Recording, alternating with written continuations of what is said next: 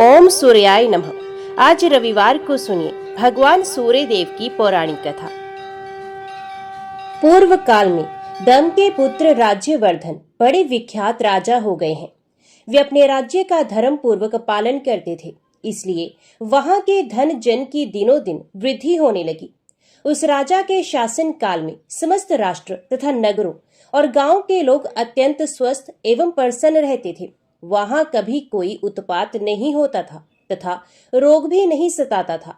सांपों के काटने का तथा अनावृष्टि का भय भी नहीं था। राजा ने बड़े बड़े यज्ञ किए, याचकों को दान दिए और धर्म के अनुकूल रहकर विषयों का उपभोग किया। इस प्रकार राज्य करते तथा प्रजा का भलीभांति पालन करते हुए उस राजा के 7,000 वर्ष ऐसे ही बीत गए, मानो एक ही दिन व्यतीत हुआ हो। दक्षिण देश के राजा विदुरथ की पुत्री माननी राज्यवर्धन की पत्नी थी। एक दिन वे सुंदरी राजा के मस्तक में तेल लगा रही थी। उस समय वह राजपरिवार के देखते देखते आंसू बहाने लगी। रानी के आंसुओं की बूंदें जब राजा के शरीर पर पड़ी तो उसे मुख पर आंसू बहाती हुई देख उन्होंने माननी से पूछा, हे देवी, ये क्या? स्वामी की इस प्रकार पूछने पर उस मनस्विनी ने कहा, कुछ नहीं। जब राजा ने बार बार पूछा तब उस सुंदरी ने राजा की केश राशि में से एक पका बाल दिखाया और कहा, राजन, ये देखिए, क्या ये मुझ अभागिनी के लिए खेद का विषय नहीं है? ये सुनकर राजा हंसने लगे। उन्होंने वहां एकत्रित हुए समस्त राजाओं के सामने अपनी पत्नी से हंसकर कहा, शुभे, शोक की क्या बात है? तुम्हें रोना नहीं चाहिए। जन्म, वृद्धि और परिणाम आदि विकार सभी जीवधारियों के होते हैं। मैंने तो समस्त वेदों का अध्ययन किया है, हजारों यज्ञ किए हैं, ब्राह्मणों को दान दिया है और मेरे कई पुत्र भी हुए हैं। अन्य मनुष्यों के लिए जो अत्यंत दुर्लभ है, ऐसे उत्तम भोग भी मैंने तुम्हारे साथ भोग लिए हैं। पृथ्वी का भली भांति पालन किया और युद्ध में सम्यक प्रकार से अपने धर्म को निभाया। भद्रे, और कौन सा ऐसा शुभ कर्म है जिसे मैंने नहीं किया? फिर इन पके बालों से तुम क्यों डरती हो? शुभे, मेरे बाल पक जाए, शरीर में झुर्रियां पड़ जाए तथा यह देह भी शिथिल हो जाए तो कोई चिंता नहीं। मैं अपने कर्तव्य का पालन कर चुका हूँ। कल्याणी, तुमने मेरे मस्तक पर जो पका बाल दिखाया है, अब वनवास लेकर उसकी भी दवा करता हूँ। पहले बाल्यावस्था और कुमारावस्था में तत्काल उचित कार्य किया जाता है, फिर युवावस्था में यौवनोचित कार्य किया जाता है तथा बुढ़ापे में वन का आश्रय लेना उचित है। मेरे पूर्वजों तथा उनके भी पूर्वजों ने ऐसा ही किया है, अतः मैं तुम्हारे आंसू बहाने का कोई कारण नहीं देखता। पके बाल का दिखाई देना तो मेरे लिए महान अभ्युदय का कारण है। महाराज की ये बात सुनकर वहां उपस्थित हुए अन्य राजा, पूर्ववासी तथा पार्श्ववर्ती मनुष्य उनसे शांतिपूर्वक बोले, राजन, आपकी इन महारानी को रोने की आवश्यकता नहीं है। रोना तो हम लोगों को अथवा समस्त प्राणियों को चाहिए, क्योंकि आप हमें छोड़कर वनवास लेने की बात मुंह से निकाल रहे हैं। महाराज, आपने हमारा लालन पालन किया है। आपके चले जाने की बात सुनकर हमारे प्राण निकल जाते हैं। आपने 7,000 वर्षों तक इस पृथ्वी का पालन किया है। अब आप वन में रहकर जो तपस्या करेंगे, वे इस पृथ्वी पालन जनित पुण्य की 16वीं कला के बराबर भी नहीं हो सकती। राजा ने कहा, मैंने 7,000 वर्षों तक इस पृथ्वी का पालन किया। अब मेरे लिए ये वनवास का समय आ गया। मेरे कई पुत्र हो गए हैं। मेरी संतानों को देखकर थोड़े ही दिनों में यमराज मेरा यहाँ रहना सहन नहीं कर सकेंगे। नागरिकों, मेरे मस्तक पर जो ये सफेद बाल दिखाई देता है, इसे अत्यंत भयानक कर्म करने वाली मृत्यु का दूत समझो। अतः मैं राज्य पर अपने पुत्र का अभिषेक करके सब भोगों को त्याग दूंगा और वन में रहकर तपस्या करूंगा। जब तक यमराज के सैनिक नहीं आते, तभी तक ये सब कुछ मुझे कर लेना है। तदंतर वन में जाने की इच्छा से महाराज ने ज्योतिषियों को बुलाया और पुत्र के राज्य अभिषेक के लिए शुभ दिन एवं लगन पूछे। राजा की बात सुनकर वे शास्त्रदर्शी ज्योतिषी व्याकुल हो गए। उन्हें दिन, लगन और होरा आदि का ठीक ज्ञान ना हो सका। फिर तो अन्य नगरों, अधीनस्थ राज्यों तथा उस नगर से भी बहुत से श्रेष्ठ ब्राह्मण आए और वन में जाने के लिए उत्सुक राजा राज्यवर्धन से मिले। उस समय उनका माथा कांप उठा और वे बोले, राजन, हम पर प्रसन्न होइए। और पहले की ही भांति अब भी हमारा पालन कीजिए। आपके वन चले जाने पर समस्त जगत संकट में पड़ जाएगा, अतः आप ऐसा यत्न करें जिससे जगत को कष्ट न हो। इसके बाद मंत्रियों, सेवकों, वृद्ध नागरिकों और ब्राह्मणों ने मिलकर सलाह की, अब यहाँ क्या करना चाहिए। राजा राज्यवर्धन अत्यंत धार्मिक थे, उनके प्रति सब लोगों का अनुराग था। इसलिए सलाह करने वाले लोगों में ये निश्चय हुआ कि हम सब लोग एकाग्रचित एवं भली भांति ध्यान परायण होकर तपस्या द्वारा भगवान सूर्य की आराधना करके इन महाराज की आयु के लिए प्रार्थना करें। इस प्रकार एक निश्चय करके कुछ लोग अपने घरों पर विधि पूर्वक अर्घ्य, उपचार आदि उपहारों से भगवान भास्कर की पूजा करने लगे। दूसरे लोग मौन रहकर ऋग्वेद, यजुर्वेद और सामवेद के जप से सूर्य देव को संतुष्ट करने लगे। अन्य लोग निराहार रहकर नदी के तट पर निवास करते हुए तपस्या के द्वारा भगवान सूर्य की आराधना में लग गए। कुछ लोग अग्निहोत्र करते, कुछ दिन रात सूर्य सूक्त का पाठ करते और कुछ लोग सूर्य की ओर दृष्टि लगाकर खड़े रहते थे। सूर्य की आराधना के लिए इस प्रकार यत्न करने वाले उन लोगों के समीप आकर सुदामा नामक गंधर्व ने कहा, द्विजवरों, यदि आप लोगों को सूर्यदेव की आराधना अभिष्ट है तो ऐसा कीजिए जिससे भगवान भास्कर प्रसन्न हो सके। आप लोग यहाँ से शीघ्र ही कामरूप पर्वत पर जाइए। वहां गुरु विशाल नामक वन है जिसमें सिद्ध पुरुष निवास करते हैं। वहां पर एकाग्रचित होकर आप लोग सूर्य की आराधना करें। ये परम हितकारी सिद्ध क्षेत्र है, वहां आप लोगों की सब कामनाएं पूर्ण हो जाएंगी। सुदामा की ये बात सुनकर वे समस्त द्विजगुर विशाल वन में गए। वहां उन्होंने सूर्यदेव का पवित्र एवं सुंदर मंदिर देखा। उस स्थान पर ब्राह्मण आदि तीनों वर्णों के लोग मिताहारी एवं एकाग्रचित हो पुष्प, चंदन, धूप, गंध, जप, होम, अन्न और दीप आदि के द्वारा भगवान सूर्य की पूजा एवं स्तुति करने लगे। ब्राह्मण बोले, देवता, दानव, यक्ष, ग्रह और नक्षत्रों में भी जो सबसे अधिक तेजस्वी है उन भगवान सूर्य की हम शरण लेते हैं। जो देवेश्वर भगवान सूर्य आकाश में स्थित होकर चारों ओर प्रकाश फैलाते तथा अपनी किरणों से पृथ्वी और आकाश को व्याप्त किए रहते हैं, उनकी हम शरण लेते हैं। आदित्य, भास्कर, भानु, सविता, दिवाकर, पूषा, अर्यमा, सर्वभानु तथा दीप्ति, दिधिति, ये जिनके नाम हैं, जो चारों युगों का अंत करने वाले कालग्नि है, जिनकी ओर देखना कठिन है, जिनकी परलय के अंत में भी गति है, जो योगीश्वर, अनंत, रक्त, पीत, सित और असित हैं, ऋषियों के अग्निहोत्रों तथा यज्ञ के देवताओं में जिनकी स्थिति है, जो अक्षर, परमगहन्य तथा मोक्ष के उत्तम द्वार हैं, जिनके उदयस्तमन रूप रथ में छंदों में अश्व जुते हुए हैं तथा जो उस रथ पर बैठकर मेरुगिरी की प्रदक्षिणा करते हुए आकाश में विचरण करते हैं। अनृत और नृत दोनों ही जिनके स्वरूप हैं, जो भिन्न भिन्न पुण्य तीर्थों के रूप में विराजमान है, एकमात्र जिन पर इस विश्व की रक्षा निर्भर है, जो कभी चिंतन में नहीं आ सकते, उन भगवान भास्कर की हम शरण लेते हैं। जो ब्रह्मा, महादेव, विष्णु, प्रजापति, वायु, आकाश, जल, पृथ्वी, पर्वत, समुद्र, ग्रह, नक्षत्र और चंद्रमा आदि हैं, वनस्पति, वृक्ष और औषधियां जिनके स्वरूप हैं, जो व्यक्त और अव्यक्त प्राणियों में स्थित हैं, उन भगवान सूर्य की हम शरण लेते हैं। ब्रह्मा, शिव तथा विष्णु के जो रूप हैं वे आपके ही हैं, जिनके 3 स्वरूप हैं, वे भगवान भास्कर हम पर प्रसन्न हो। जिन अजन्मा जगदीश्वर के अंक में ये संपूर्ण जगत स्थित है तथा जो जगत के जीवन है, वे भगवान सूर्य हम पर प्रसन्न हो। जिनका एक परम प्रकाशमान रूप ऐसा है जिसकी और प्रभा पुंज की अधिकता के कारण देखना कठिन हो जाता है, तथा जिनका दूसरा रूप चंद्रमा है जो अत्यंत सौम्य है, ये भगवान भास्कर हम पर प्रसन्न हो। इस प्रकार भक्ति पूर्वक स्तवन और पूजन करने वाले उन द्विजों पर 3 महीनों में भगवान सूर्य प्रसन्न हुए और अपने मंडल से निकलकर उसी के समान कांति धारण किए वे नीचे उतरे और दुर्दर्श होते हुए भी उन सबके समक्ष प्रकट हो गए। तब उन लोगों ने अजन्मा सूर्य देव के स्पष्ट रूप का दर्शन करके उन्हें भक्ति से विनीत होकर प्रणाम किया।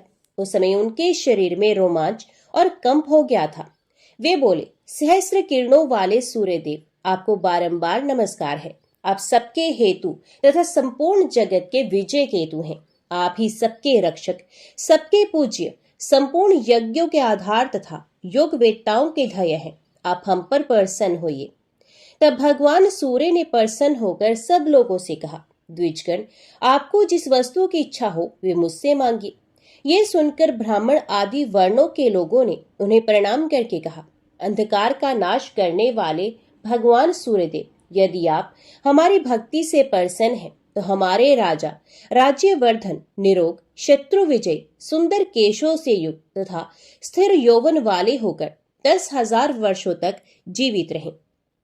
तथास्तु कहकर भगवान सूर्य अंतर्ध्यान हो गए। वे सब लोग भी मनोवांछित वर पाकर प्रसन्नता पूर्वक महाराज के पास लौट आए। वहां उन्होंने सूर्य से वर पाने आदि की सब बातें यथावत कह सुनाई। ये सुनकर रानी मानिनी को बड़ा हर्ष हुआ, परंतु राजा बहुत देर तक चिंता में पड़े रहे। वे उन लोगों से कुछ न बोले। मानिनी का हृदय हर्ष से भरा हुआ था। वह बोली, महाराज, बड़े भाग्य से आयु की वृद्धि हुई है। आपका अभय उदय हो। राजन, इतने बड़े अभय उदय के समय आपको प्रसन्नता क्यों नहीं होती? 10,000 वर्षों तक आप निरोग रहेंगे, आपकी जवानी स्थिर रहेगी, फिर भी आपको खुशी क्यों नहीं होती? राजा बोले, कल्याणी, मेरा अभय उदय कैसे हुआ? तुम मेरा अभिनंदन क्यों करती हो? जब हजार हजार दुख प्राप्त हो रहे हैं उस समय किसी को बधाई देना क्या उचित माना जाता है? मैं अकेला ही तो 10,000 वर्षों तक जीवित रहूंगा। मेरे साथ तुम तो नहीं रहोगी। क्या तुम्हारे मरने पर मुझे दुख नहीं होगा? पुत्र पौत्र परपौत्र, इष्ट बंधु बांधव, भक्त सेवक तथा मित्र वर्ग, ये सब मेरी आंखों के सामने मरेंगे। उस समय मुझे अपार दुख का सामना करना पड़ेगा। जिन लोगों ने अत्यंत दुर्बल होकर शरीर की नाड़ियां सुखा सुखाकर मेरे लिए तपस्या की, वे सब तो मरेंगे और मैं भोग भोगते हुए जीवित रहूंगा। ऐसी दशा में क्या मैं धिक्कार देने योग्य नहीं हूँ? हे सुंदरी, इस प्रकार मुझ पर यह आपत्ति आ गई। मेरा अभ्युदय नहीं हुआ है। क्या तुम इस बात को नहीं समझ रही? फिर क्यों मेरा अभिनंदन कर रही हो? मानिनी बोली, महाराज, आप जो कहते हैं वे सब ठीक है। मैंने तथा पूर्ववासियों ने आपके प्रेमवश इस दोष की ओर देखा ही नहीं। नरनाथ, ऐसी अवस्था में क्या करना चाहिए ये आप ही सोचे, क्योंकि भगवान सूर्य ने प्रसन्न होकर जो कुछ कहा है वह अन्यथा नहीं हो सकता।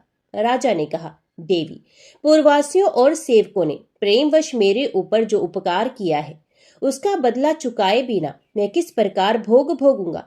यदि भगवान सूर्य की ऐसी कृपा हो कि समस्त प्रजा भृत्य वर्ग तुम अपने पुत्र पौत्र परपौत्र और मित्र भी जीवित रह सके तो मैं राज्य सिंहासन पर बैठकर प्रसन्नता पूर्वक भोगों का उपभोग कर सकूंगा।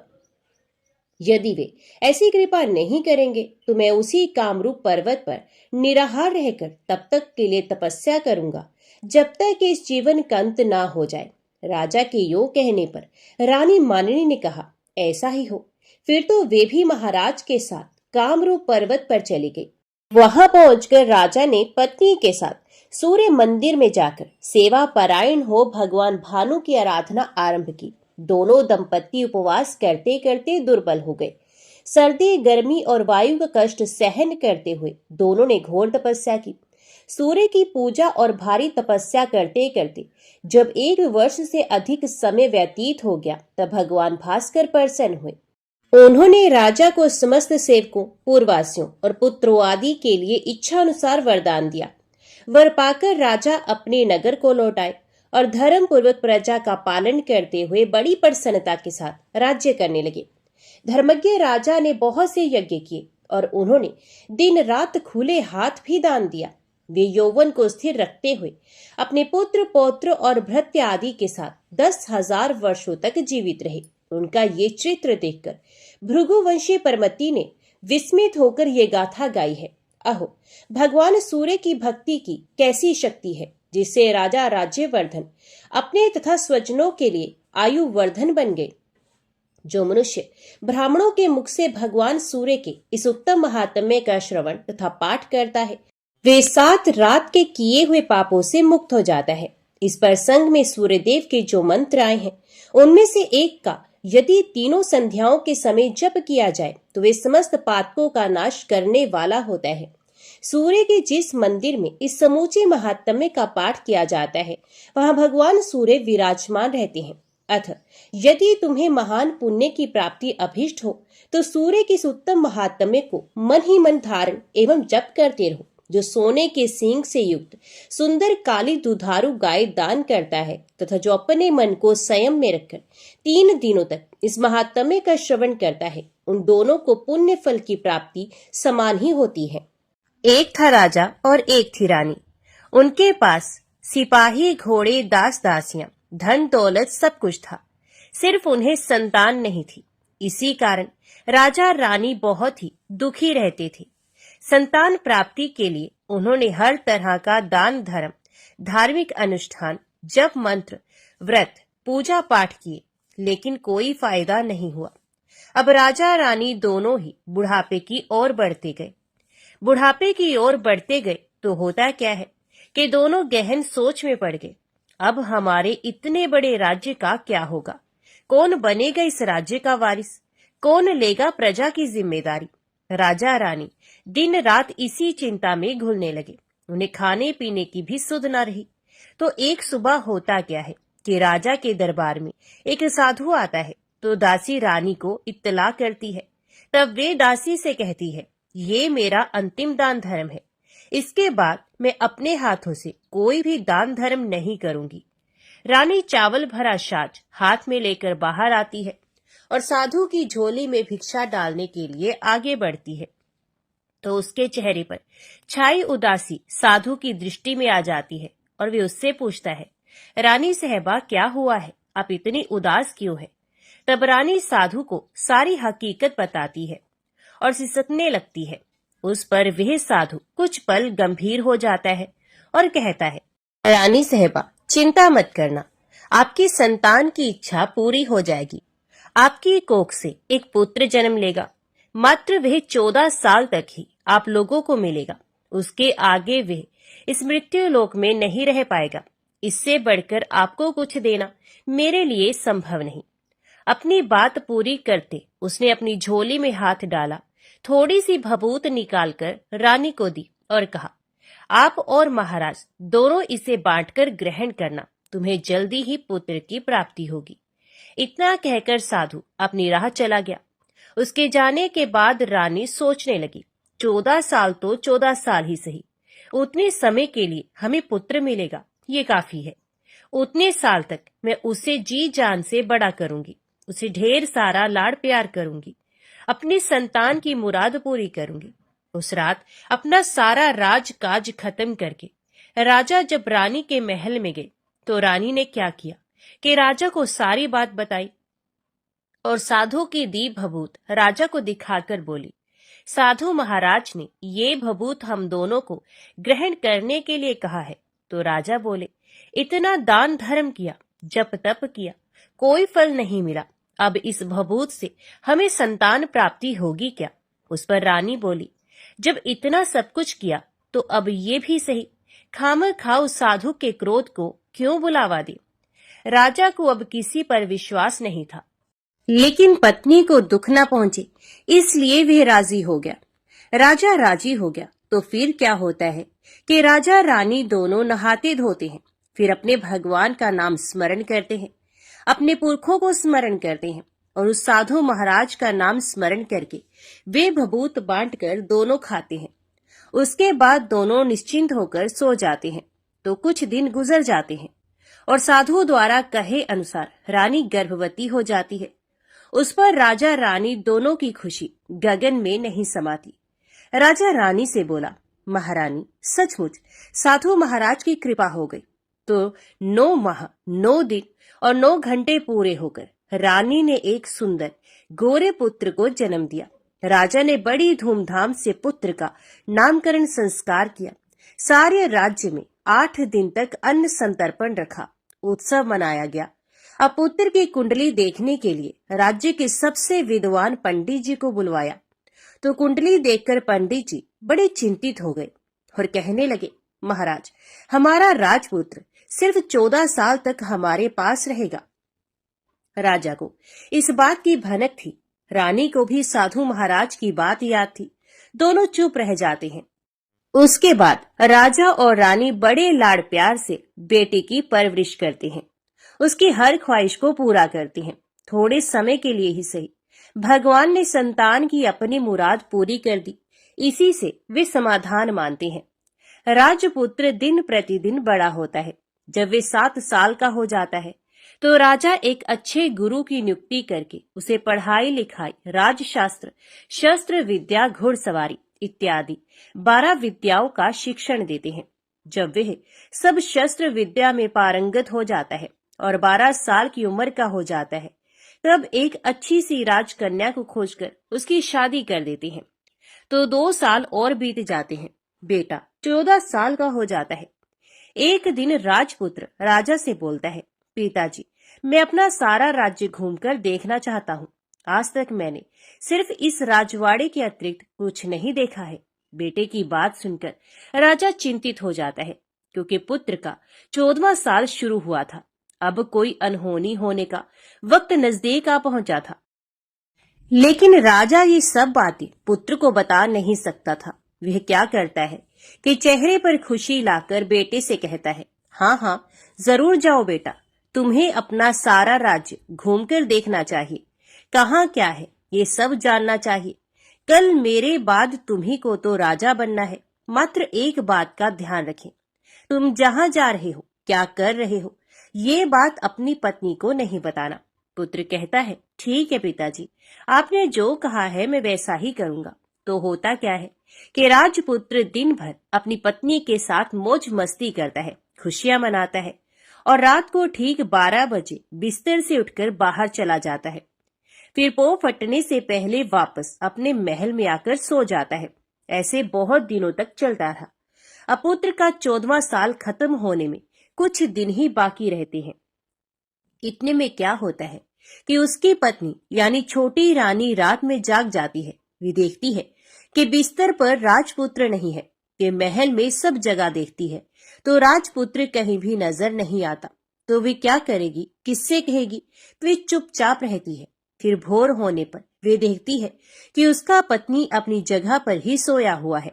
वे पति से कुछ नहीं पूछती। लेकिन दूसरी रात भी वैसे ही होता है, तीसरी रात, चौथी रात, ऐसे बहुत दिन तक चलता है। रानी बहुत ही चिंतित हो जाती है।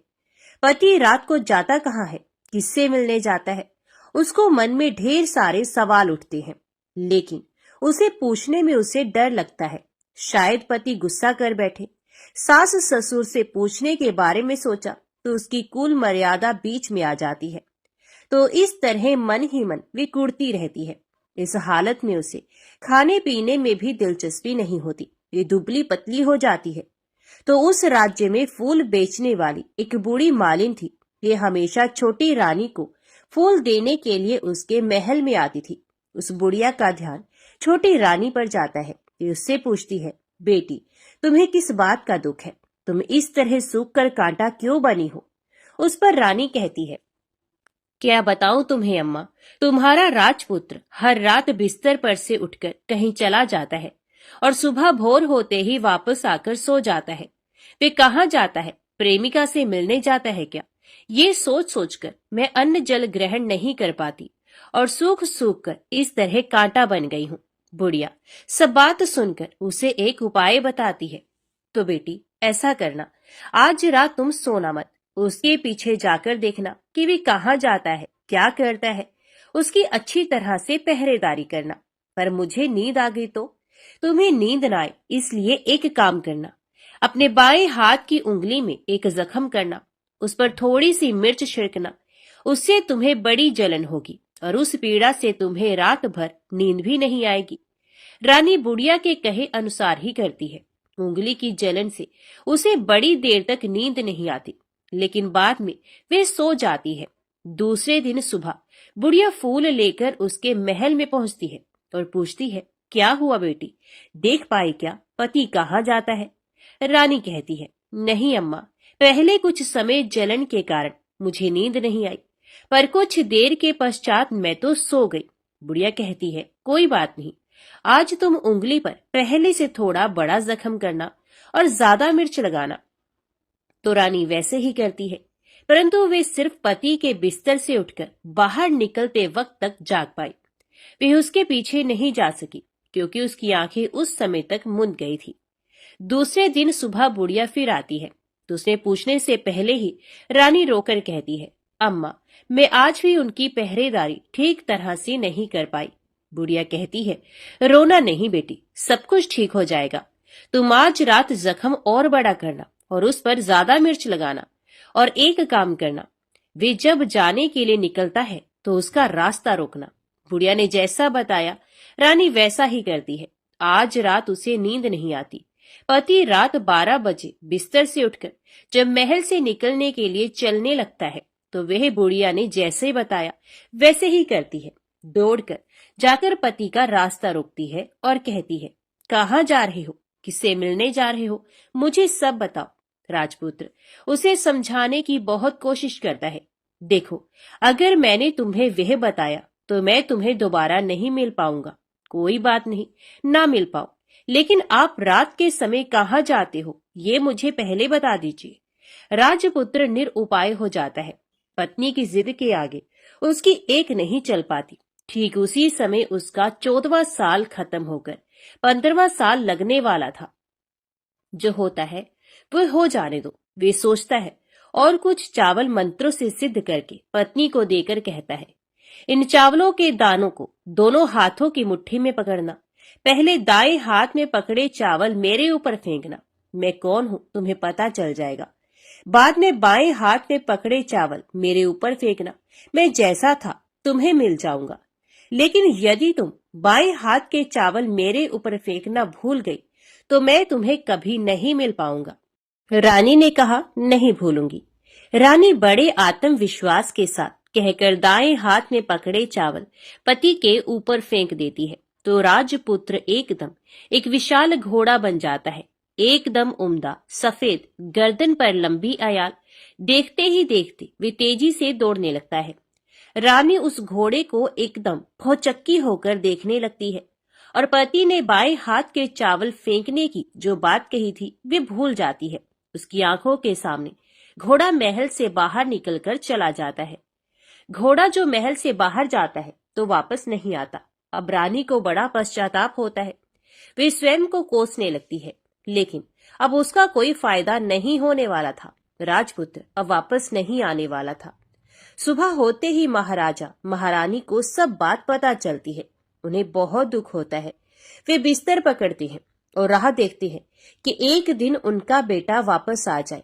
इस तरह 1 महीना गुजर जाता है, 2 महीने गुजरते हैं, 3 महीने गुजर जाते हैं, आखिर 6 महीने पूरे होते हैं। राजपुत्र का कोई अता पता नहीं लगता। प्रधान राजपुत्र को ढूंढने के लिए राज्य के गांव-गांव सिपाही भेजता है, लेकिन उन्हें कोई सफलता नहीं मिलती। इधर रानी अपनी हठ के कारण पति गायब हो गया ये सोचकर स्वयं को मन ही मन कोसती है और प्रण लेती है कि कुछ भी करके पति को ढूंढ के लाएगी और उसे वापस घर लेकर आएगी।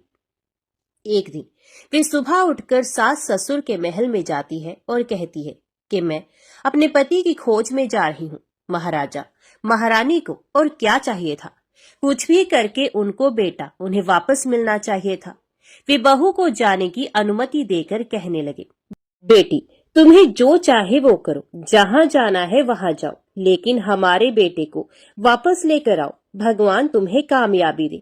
अब रानी क्या करती है कि अपना शाही वेश बदलकर एक सेठानी बन जाती है।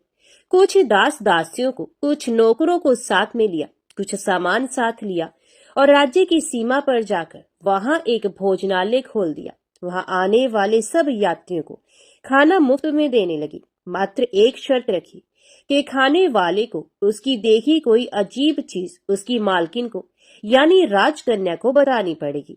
तो वहां आने वाला हर नागरिक अपनी तरफ से मैंने ये देखा, मैंने वह देखा, ये कहकर वहां से मुफ्त खाना खाकर जाता था। परंतु रानी को जो बात चाहिए थी वे अब तक नहीं मिली थी। ऐसे ही कुछ दिन और बीत गए तो इधर क्या होता है कि रानी के महल फूल लेकर जाने वाली बुढ़िया के एक बेटा और बहू थे। उनका एक छोटा बेटा था, यानी बुढ़िया का एक पोता था। तो बेटा और बहू सुबह काम के लिए निकलते थे तो पोते को संभालने की जिम्मेदारी बुढ़िया पर रहती थी। बुढ़िया दिन भर पोते को संभालती थी। एक दिन होता क्या है कि बुढ़िया को पान खाने की आदत थी, तो पान लगाने के लिए चूना चाहिए था। वे उसे तैयार करने के लिए सीपियां लेकर आई। इन सीपियों को भूनने के लिए गोबर के कंडे चाहिए थे। कंडे इकट्ठा करने के लिए वे बांस की टोकरी लेकर चरवाहे के मैदान में गई। वहां बहुत सारे कंडे थे। उन्हें जमा करते करते उसे घर आने में अंधेरा हो गया। इस ओर शाम होते ही काम से वापस बेटा बहू घर पहुंचे तो देखा कि बच्चा घर पर अकेला है और रो रहा है। वे दोनों गुस्से से लाल पीले हो गए। इतने में बुढ़िया घर आ गई। बेटा ने पूछा, पोते को घर अकेला छोड़कर कहाँ गई थी? बुढ़िया बताने लगी कि मैं गोबर के कंडे इकट्ठे करने गई थी। इस पर बेटा बोला, दोबारा बच्चे को अकेला घर पर छोड़कर यदि कहीं गई तो मैं तुम्हें बहुत पीटूंगा। बुढ़िया कहने लगी, नहीं बेटा, फिर कभी ऐसा नहीं करूंगी। लेकिन दूसरे ही दिन बुढ़िया ये बात फिर से भूल गई और फिर चरवाहे के मैदान पर कंडे इकट्ठा करने चली गई। शाम को जब बेटा बहू काम से वापस लौटे तो देखती हैं कि बच्चा घर पर अकेला है और रो रहा है। अब उसके बेटे की सहन शक्ति खत्म होने लगी और बुढ़िया के वापस आने पर उसे घर से निकाल दिया। बुढ़िया रात भर घर के बाहर अंधेरे में बैठी रही और सुबह होते ही हाथ में टोकरी लेकर कंडे इकट्ठा करने के लिए निकल गई। उस दिन उस पर कंडे इकट्ठे करने का मानो पागलपन सवार था। कंडे इकट्ठे करते करते कब अंधेरा छा गया उसे मालूम ही नहीं चला। उसे जब ध्यान आया तो गांव का रास्ता भी ठीक तरह से दिखाई नहीं दे रहा था। वे अंधेरे में आंखें फाड़कर देखती देखती किसी तरह आगे निकल पड़ी तो होता क्या है कि एक कपिला गाय छन छन की आवाज करती, गले की घंटी बजाती ठुमक कर उस मैदान पर गई। उसे देखकर बुढ़िया सोचने लगी कि इस गाय के पीछे पीछे जाऊंगी तो गांव तक पहुंच जाऊंगी। तब बुढ़िया उसके पीछे पीछे जाने लगी। वे गाय क्या करती है कि उस मैदान से लेकर एक एक करके 6 मैदान पार करती है। आखिर में वे 7वें मैदान तक पहुंचती है तो वहां क्या होता है कि उस मैदान पर एक बड़ा सा पत्थर है। गाय जाकर उस पत्थर को अपना सींग मारती है। सींग मारा तो वे पत्थर दूर हट गया और पाताल में नीचे जाने की सीढ़ियां दिखाई देने लगी। तब वे गाय उन सीढ़ियों से नीचे जाने लगी। बुढ़िया वे सब देखती रही और झट जाकर गाय की पूंछ को पकड़ लिया। पूंछ पकड़कर वे गाय के साथ नीचे पाताल में पहुंच गए। पाताल में पहुंचते ही तुरंत गाय की पूंछ छोड़ दी और इधर उधर देखने लगी। वहीं से बुढ़िया ने देखा कि पाताल में सब जगह जगमगाहट है, दिया दीप जलते हैं और तेज रोशनी गाय के ऊपर पड़ती है और वहां अद्भुत घटनाएं घटने लगी। गाय के नीचे जाते ही उसके गले में अपने आप सांकल पड़ गई और छमछम करके कोई दुधाड़ी में गाय का दूध दुहाने लगी। लेकिन जो कोई भी ये कर रहा था ये मात्र दिखाई नहीं दे रहा। बुढ़िया बहुत घबरा गई, कहाँ आकर फंस गई। वे सोचने लगी और यहाँ वहां छिपने के लिए जगह ढूंढने लगी, लेकिन उसे कहीं भी जगह नहीं मिली। हर जगह उजाला ही उजाला था। तो वे यूं एक कोने में खड़ी रह गई और जो कुछ सामने हो रहा था उसे चुपचाप देखने लगी। कुछ पल के बाद वहां झट से एक उम्दा सफेद घोड़ा आया। वहां 2 कुंड थे। उसमें से एक कुंड में उस घोड़े ने छलांग लगाई और ऊपर आ गया। अब उसे राजपुत्र का रूप प्राप्त हो गया। राजपुत्र बनने के बाद उसने दूसरे कुंड के पानी में स्नान किया। वहां रखे गए नए कपड़े पहने। नजदीक ही एक सुंदर पलंग था। उस पर आकर वे बैठ गया। उसके सामने अपने आप 5 पकवानों की थाली आ गई। दूध की एक प्याली आ गई, पान सुपारी आ गई। उसके सामने एक दिया जलता रहा। राजपुत्र ने खाना खाया, दूध पिया, पान सुपारी खाया और बिस्तर पर लेट जाने से पहले सूर्यदेव का स्मरण करके सामने जलते दिए से पूछा, दिए दिए दीपंकर, मेरे माता पिता क्या कर रहे हैं? दिया बताने लगा, बेटे के शोक में डूबे हैं। राजपुत्र ने पूछा, राज्य कौन संभाल रहा है? तो दिया बोला, राज्य प्रधान संभालता है। राजपुत्र ने पूछा, मेरी पत्नी क्या करती है? तो दिए ने कहा, उसने चौराहे पर भोजनालय शुरू किया है और आते जाते लोगों से वे नई खबर के बारे में पूछती है। दिए के ये कहते ही राजपुत्र कहते हैं, ठीक है। उसके बाद वे सो गया। बुढ़िया कोने में खड़ी रहकर ये सब देखती रही। ऐसी अद्भुत घटना उसने जिंदगी में पहली बार देखी थी। उसे अंदर ही अंदर चुलबुलाहट होने लगी। वे अपनी भूख प्यास भूल गई और आगे क्या होता है कि वे बेचैनी से सब कुछ देखने लगती है। लेकिन उसके बाद और कुछ घटनाएं नहीं घटती। रात गुजर गई और सुबह हो गई। सुबह होने पर पलंग पर सोया राजपुत्र उठा और फिर से पहले वाले कुंड में छलांग लगाई। तो अब वे फिर से घोड़ा बनकर कुंड से बाहर आ गया। बाहर आते ही वे तेजी से उस पाताल नगरी से बाहर निकल गया। लेकिन वे कहाँ गया, बुढ़िया को कुछ पता नहीं चला। उसके बाद पिछली रात की तरह कोई उस गाय का छमछम करके दूध दोहने लगा। जैसे ही दूध दोहाना खत्म हुआ, उसके गले की सांकल अपने आप खुल गई और वह गाय तेजी से ऊपर जाने वाली सीढ़ियों की ओर भागने लगी। गाय को दौड़ते देखकर बुढ़िया सोचने लगी, अब गाय के साथ यहाँ से ऊपर जाना ही समझदारी है, नहीं तो कोई मुसीबत आकर मेरे ऊपर टपक जाएगी। झट से उसने गाय की पूंछ पकड़ ली और गाय के साथ ऊपर आ गई। गाय जब ऊपर मैदान में पहुंची तो सुरंग का रास्ता अपने आप बंद हो गया और उसके मुंह पर एक बड़ा सा पत्थर पूर्वत खड़ा हो गया। ऊपर आकर वह गाय जंगल की ओर निकल गई तो इधर बुढ़िया एकदम बावली सी गई। उसने पाताल नगरी में जो कुछ देखा वे जल्द से जल्द किसी को बताने के लिए उतावली हो उठी। उसे एकदम याद आया कि नगर की सीमा पर कोई औरत भोजनालय चलाती है और नई बात बताने वाले को अच्छा खाना पीना मुफ्त में देती है। और वे सोचने लगी, क्यों ना मैं ये बात उस औरत को जाकर बताऊं। यदि उसे ये बात पसंद आ गई तो बाकी जीवन खाने पीने की झंझट से मुक्ति मिलेगी। बुढ़िया ने मन में तय किया और तुरंत उस भोजनालय के द्वार पर टंगे नगाड़े के सामने खड़ी हो गई और जोर जोर से नगाड़ा बजाना शुरू कर दिया। नगाड़े का इस तरह शोर सुनकर मालकिन यानी कि छोटी रानी मन में प्रसन्न हो जाती है कि शायद कोई बड़ी बात लेकर यहाँ आया है। रानी सिपाहियों को आदेश देती है, जाइए और जो कोई आया है उसकी अच्छी खातिरदारी कीजिए। आदेश पाते ही सिपाही नीचे दौड़ गए तो एक बुढ़िया नगाड़ा बजा रही थी। उन्होंने पूछा, क्यों री बुढ़िया, क्या हुआ, क्यों नगाड़ा बजा रही हो? तो बुढ़िया बोली, कुछ नहीं बेटा, यहाँ खाना मिलता है ना, इसलिए आई हूँ। खाना चाहिए, मिलेगा, लेकिन तुझे कोई बात बतानी पड़ेगी। हाँ बताऊंगी, एक बात मालूम है मुझे। इस पर सिपाही उसे अंदर लेकर आए। उनको मालकिन का आदेश था कि जो कोई बूढ़ा बुजुर्ग वहां आए उनके साथ अच्छी तरह पेश आना, उनका अच्छा आदर सत्कार करना। तो सिपाही ने उस बुढ़िया का भरपूर आदर आतिथ्य किया। उसे बड़ी सी थाली भरकर व्यंजन परोसते हैं। बुढ़िया कुछ दिनों से भूखी थी, ये खाने पर टूट पड़ी।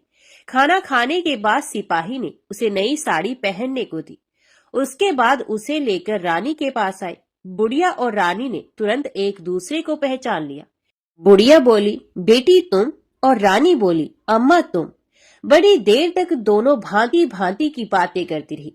आखिर कुंवरनी बुढ़िया से कहने लगी, अम्मा अब बताओ तुमने क्या नई बात देखी है? नई बात? मैंने कोई नई बात नहीं देखी है। वे तो मेरे पास तुम्हें देने के लिए खाने के पैसे नहीं थे, इसलिए मैंने झूठ कहा और नगाड़ा बजाया।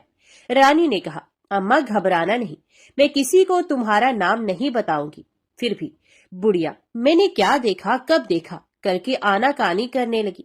इस पर रानी ने उससे कहा, देखो अम्मा, यदि तुमने मुझे वह नई बात बताई तो जिंदगी भर मैं तुम्हारी देखभाल करूंगी, तुम्हें रानी माता की तरह रखूंगी। अब बुढ़िया बताने को तैयार हो गई। उसने जो कुछ उस चारगाह वाले मैदान पर देखा था वे सब कुछ रानी को बता दिया। बुढ़िया की ये बातें सुनकर रानी को यकीन हो गया कि वह राजपुत्र उसी का पति है। वे तुरंत बुढ़िया से कहने लगी, अम्मा मुझे उस जगह पर ले चलो। नहीं बेटी, वे पाताल राज्य है, सांप है। यदि किसी ने तुम्हें देख लिया तो तुम्हारी जान खतरे में पड़ सकती है। लेकिन रानी उसकी एक भी नहीं सुनती, उसे उस जगह ले जाने के लिए हठ करने लगती है। आखिर में बुढ़िया ने उसका कहना मान लिया और कहने लगी, ठीक है, मैं तुम्हें वहां लेकर चलती हूँ, पर आज नहीं कल। वहां जाना है तो शाम को ही जाना होगा। तो दूसरे दिन दोपहर को रानी बुढ़िया के साथ उस मैदान पर गई और एक जगह छुपकर गाय के आने की राह देखने लगी। दिन ढलते ही अंधेरा घेरने लग गया और गाय हमेशा की तरह वहां आ गई। मैदान के उस कोने में जाकर उसने पत्थर पर सींग मारा तो झट से पत्थर हटकर वहां सुरंग में जाने का रास्ता खुल गया। गाय उस रास्ते से नीचे उतरने लगी। तो बुढ़िया रानी से कहने लगी, जल्दी आगे बढ़ो बिटिया, हम गाय की पूंछ पकड़कर नीचे उतरेंगे। तो दोनों गाय की पूंछ पकड़कर नीचे उतर गई। बुढ़िया पहले जिस कोने में छिपी थी उस कोने में छिप गई। अब नीचे सब कुछ पहले जैसा घटित हो रहा था। गाय के गले में अपने आप सांकल पड़ गई। कोई अदृश्य रूप से उसका दूध दोहने लगा। एक सफेद उम्दा घोड़े ने आकर एक कुंड में छलांग लगाई तो राजपुत्र के रूप में ऊपर आया। ये राजपुत्र दूसरे कुंड में नहाने लगा। बाद में उसके सामने खाने की थाली आ गई, दूध की प्याली आ गई, पान बीड़ा आ गया। राजपुत्र सब ग्रहण करके सोने के लिए पलंग पर गया तो सोने से पहले सूर्यदेव का स्मरण करके वे दिए से पूछने लगा, दिए दिए दीपंकर, मेरे माता पिता क्या कर रहे हैं? तो दिया कुछ जवाब नहीं देता बल्कि वे बुझने लगता है। तब राजपुत्र को कुछ अघटित हुआ है इसका संदेह हो गया है। वे उदास हो गया है और जो कुछ हुआ है वे हो जाने दो, ऐसा सोचकर सोने के लिए बिस्तर पर लेट गया। अब रानी का संयम छूट गया। वे दौड़कर पति के पास गई और उसके पैर पकड़ने के लिए आगे बढ़ने लगी। राजपुत्र तुरंत ही पत्नी को पहचान गया और वे झट से पीछे हट गया और चिल्लाने लगा, नहीं नहीं, मुझे मत छूना, सर्वनाश हो जाएगा। रानी दोनों हाथ जोड़कर पति से अपनी भूल स्वीकार करने लगी, स्वामी मुझसे भूल हो गई, मुझे आपसे नहीं पूछना चाहिए था कि आप रात को कहाँ जाते हो। मैं अपनी भूल स्वीकार करती हूँ। मुझे मेरी भूल की सजा मिल गई है। अब आप घर चले। आपके वियोग में आपके माता पिता ने बिस्तर पकड़ लिया है। आपकी प्रजा भी बहुत दुखी है। उस पर राजपुत्र कहने लगा, वही तो, एक बार तुम गलती कर बैठी हो, अब दोबारा मत करना, नहीं तो अब मैं तुम्हें जो दिख रहा हूँ वे भी नहीं दिखूंगा। रानी अब विलाप करने लगी, जोर जोर से जमीन पर सर पटकने लगी। राजपुत्र के मन में उसके प्रति दया उत्पन्न हो गई और वे उससे कहने लगा, यदि तुम मुझे पाना चाहती हो तो तुम्हें एक काम करना होगा। काम कठिन है लेकिन वे तुम्हें अकेला करना होगा। कहो स्वामी, कितना भी कठिन काम हो मैं वे पूर्ण करूंगी। तो रानी कहने लगी। इस पर राजपुत्र ने उसे बताया, इस पाताल से ऊपर जाते ही तुम्हें एक घना जंगल नजर आएगा। ऐसे 6 जंगल पार करने के पश्चात 7वां जंगल मिलेगा। वे जंगल सबसे घना है। उस जंगल में बीचों बीच एक पीपल का पेड़ है। उसके आसपास की जगह पत्ते, फंदे, जटाएं, कांटे इत्यादि से ढक चुकी है। वहां बाघ, शेर, भालू, सांप सभी धमा चौकड़ी बैठती है। तुम्हें उन सबको भगाकर वे जगह साफ करनी है। उसकी गोबर से लिताई करके पवित्र बनाना है, रंगोली से सजाना है। उसके बाद वहां धूप, कपूर, अगरबत्ती जलानी है। फूल, कुमकुम से पेड़ के तने की पूजा करनी है। दूध, दही से बने चावल का भोग चढ़ाना है। ये सब तुम्हें दोपहर को 12 बजने के पहले करना है। 12 बजने के समय तुम्हें उस जगह पर बैठकर सूर्य भगवान का ध्यान करना है। ठीक 12 बजे सूर्य भगवान का रथ वहां उतरेगा। वे सब देखकर खुश हो जाएंगे और कहेंगे, जिस किसी ने ये सब किया है उसे मैं मनचाहा फल दूंगा। तो तुम सामने जाकर उसके रथ का दाहिना घोड़ा मांगना, मैं तुम्हें मिल जाऊंगा। इतनी बात कहकर राजपुत्र अपने पलंग पर सो गया और छोटी रानी भोर होने की राह देखने लगी। भोर होते ही वे बुढ़िया के साथ गाय की पूंछ पकड़कर ऊपर आ गई। ऊपर आने के बाद वह बुढ़िया से कहने लगी, अम्मा अब मैं अकेले ही आगे जाऊंगी, तुम भोजनालय वापस जाओ। वह जंगल में जाकर राजपुत्र की बताई जगह ढूंढने लगी और स्वयं आरी से वह जगह साफ कर दी। बाद में राजपुत्र ने जैसे बताया वैसे लिपाई पोताई करके वापस आ गई। दूसरे दिन पो फटने से पहले उठी और जंगल में उस जगह पहुंची। वहां जाकर इत्र, गुलाब का पानी छिड़कर वे जगह सुगंधित की। धूप, अगरबत्ती जलाकर उसे पवित्र किया और पूजा की। सब सामग्री वहां तैयार रखकर सूर्य भगवान का ध्यान करने बैठ गई। जैसा कि पति ने बताया था, दोपहर को ठीक 12 बजे सूर्य भगवान का रथ उस पीपल के पेड़ पर आकर रुका है। सूर्य भगवान ने जब रथ से नीचे देखा तो सुगंधित वातावरण देखकर वे बहुत प्रसन्न हुए। फिर वे बोले, जिस किसी ने ये काम किया है वे यहाँ आकर आज मुझसे कुछ भी मांगे, मैं उसे दे दूंगा। रानी ने जब ये शब्द सुने तो बिना समय गवाए दौड़कर उनके सामने आ गई और उनको साष्टांग नमस्कार करके बोली, हे भगवान, वे मैं ही हूँ, मैंने ही जगह साफ की है। अच्छा, तो तुम्हें जो चाहिए वे मांगो। तो रानी बोली, भगवान मुझे मुझे आपके रथ का दाहिना घोड़ा चाहिए। तो सूर्य भगवान बोले, नहीं नहीं, मैं तुम्हें और कुछ भी दे सकता हूँ, लेकिन ये घोड़ा नहीं दे सकता।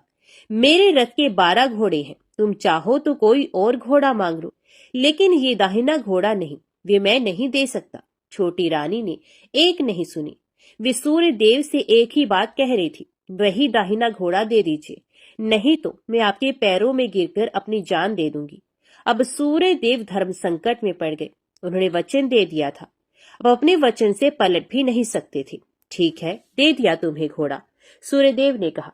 फिर एक बात और भी कही, देखो मैंने तुम्हें घोड़ा तो दिया है, लेकिन वे तुम्हें यहाँ नहीं मिलेगा, तुम्हें उसे पाताल में जाकर लाना होगा। रानी बोली, पाताल में ही क्या भगवान, मैं उन्हें पाने के लिए कहीं भी जा सकती हूँ। रानी को वचन देकर सूर्यदेव अपने मार्ग पर चले गए और इधर रानी जंगल से अपने भोजनालय में आ गई। फिर वह बुढ़िया को लेकर उस मैदान पर आ गई। जल्दी ही शाम हो गई। शाम होते ही वहां वे गाय आ गई और उसने सींग मारकर सुरंग का पत्थर हटा दिया तथा नीचे उतरने लगी। रानी और बुढ़िया जल्दी जल्दी उसकी पूंछ पकड़कर नीचे उतरी। नीचे पाताल में सब घटनाएं पहले की तरह ही घटने लगी। घोड़े का एक कुंड में नहाकर राजपुत्र बन जाना, नहा धोकर पलंग पर जाकर बैठना, तो उसे खाने की थाली, दूध की प्याली आना, पान बीड़ा आना। लेकिन आज एक बात नहीं घटी। आज 2-2 थाली, 2-2 दूध की प्याली, 2-2 पान बीड़े उसके सामने आए। ये कुछ नहीं बोला।